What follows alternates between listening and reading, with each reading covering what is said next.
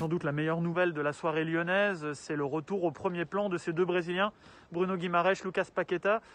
Surtout Paqueta, voilà, qu'on a vu très en difficulté en décembre. On a aussi critiqué son attitude sur le penalty qu'il avait pris à Oussem Aouar à Rennes.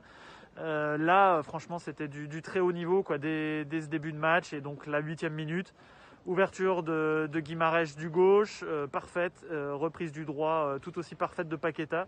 Donc chacun sur son mauvais pied, action de génie. Et voilà, ça a permis à l'OL de se mettre dedans.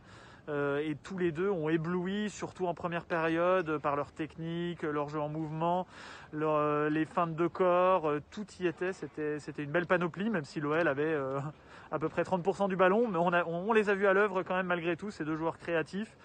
Et voilà, avec le départ de Juninho, on pouvait craindre le pire pour leur investissement, leur implication et leur confiance dans leur jeu. Et là, voilà, on a été complètement rassurés ce soir. On a surtout retenu le passage devant la presse là, en zone mixte de Marco Verratti qui était assez ouvert à évoquer les critiques récurrentes sur le jeu du PSG cette saison. Donc pour lui, il n'y a personne en Europe qui pratique un vrai jeu spectaculaire, hormis Manchester City, a-t-il dit. Et voilà, il a même évoqué le Bayern, dont il a vu la défaite contre Mönchengladbach vendredi, en expliquant que c'était pas un match fabuleux pour le Bayern.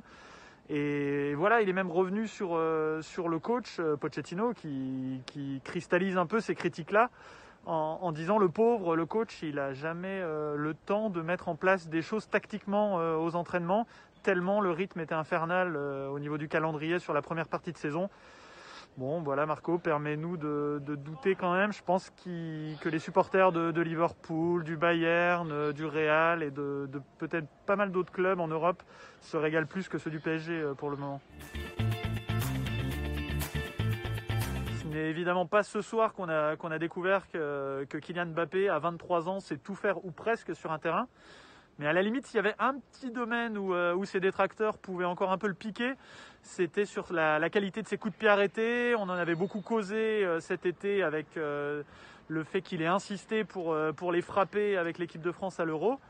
Par contre, là, ce soir, il a failli en mettre un absolument éblouissant. On ne le savait pas forcément capable de ça. Complètement excentré côté gauche, 81e minute, ça aurait arraché la victoire pour le PSG. Et Lopez était archi mystifié, ça nous a presque rappelé un but de Juninho contre le Grand Barça à l'époque face à Victor Valdés qui finit dans ses filets. Et là voilà, ça a fracassé le poteau gauche de Lopez, vraiment heureux là-dessus. Et Mbappé n'en finit pas de nous étonner.